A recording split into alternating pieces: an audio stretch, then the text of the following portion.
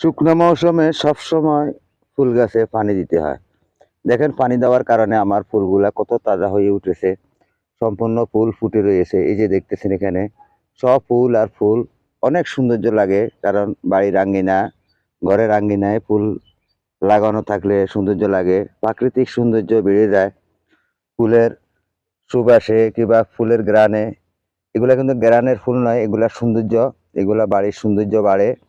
এই যে দেখতেছেন কিভাবে ফুল ফুটে রয়েছে এখানে। এই যে দেখুন এই ফুলগুলো এখানে ফুটে রয়েছে, সুন্দর দেখা যায়। ফুলের সৌন্দর্য হলো আসল সৌন্দর্য। ঠিক ফেসবুকটাও তাই, ফুলের মতো আপনি ফেসবুককে সাজাইতে হবে, ফেসবুকের আইডিটা বড় করতে হবে। তাহলে অবশ্যই সেখান থেকে আপনি সফলতা পাবেন। সফলতা পেতে হইলে ফেসবুক, ইউটিউব চ্যানেল এগুলাতে আপনাকে কষ্ট করতে হবে।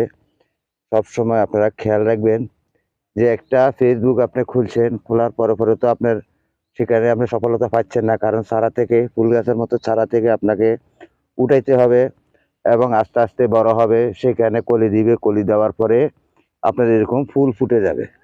তখন আপনি সেখান থেকে আয় করতে পারবেন, ইনকাম করতে পারবেন। দেখেন আমি যেমনটি ফেসবুকে এখন সফলতা পাচ্ছি কিংবা সামনে পুরোপুরি পেয়ে যাব।